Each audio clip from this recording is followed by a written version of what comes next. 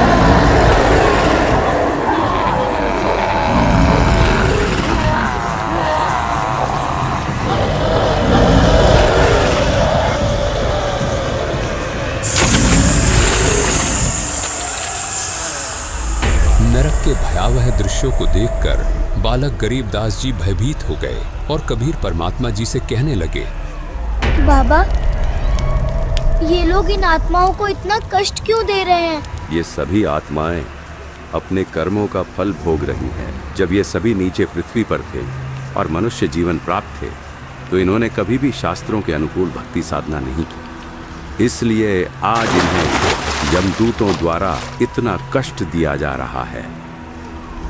नरक दिखाने के बाद कबीर परमात्मा जी बालक गरीबदास जी को धर्मराज के पास ले गए। कबीर परमात्मा जी को देखकर धर्मराय तुरंत अपनी गद्दी से खड़े हो गए और हाथ जोड़कर कबीर परमात्मा जी से कहने लगे, आदेश करें भगवान, क्या आपके दास से कोई गलती बनी है जो साक्षात आपने यहाँ आने का कष्ट किया?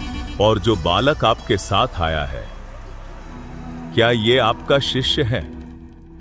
हाँ, ये बालक मेरा शिष्य है। तुम इसका लेखा जोखा देखो और इसका खाता दिखाओ। परमात्मा कबीर जी की ये बात सुनकर धर्मराय जी ने बालक गरीबदास जी का खाता देखा और कहने लगे, क्षमा करें महाराज, इस बालक की भक्ति अभी पूरी नहीं हुई है, इसलिए अभी आप इसको नहीं ले जा सकते। धर्मराय की ये बात सुनकर कबीर परमात्मा जी ने बालक गरीबदास जी के लेखे जोखे की पोथी को उठाया और उसे फाड़ दिया और बालक गरीबदास जी को वहां से लेकर चले गए।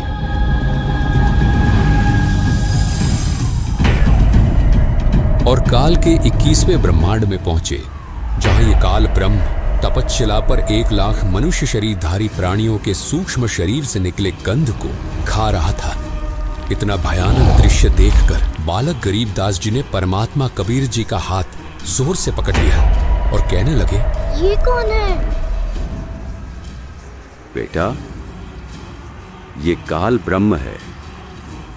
अपनी ही गलती के कारण इसे 1 लाख मनुष्यधारी प्राणियों के सूक्ष्म शरीर से निकले गंध को खाने का श्राप मिला है। यही है वो जो पृथ्वी पर सबको दुख देता है। कबीर परमात्मा गरीबदास जी को ये बात बता ही रहे थे कि तभी काल ने परमात्मा कबीर जी और बालक गरीबदास जी को देखा और 11वें द्वार के पास जाकर खड़ा हो गया। ऐसा प्रतीत हो रहा था कि 11वें द्वार से वो उन्हें निकलने नहीं देगा। परमात्मा कबीर जी ने काल ब्रह्म की ये गतिविधि देखी और सतनाम का सुमिरन किया। परमात्मा कबीर जी ने जैसे ही सतनाम का सुमिरन किया, वैसे ही देखते काल ब्रह्म ने अपनी गर्दन नीचे झुका ली, मानो कोई शक्ति जबरदस्ती काल को नीचे की ओर धकेल रही हो। बेटा, पांव रख इसके सिर पर। परमात्मा कबीर जी का आदेश पाते ही बालक गरीबदास जी ने ज्योति निरंजन के सर पर पांव रखा और 11वें द्वार से पार हो गए। 11वें द्वार से बाहर निकलते ही बालक गरीबदास जी और कबीर परमात्मा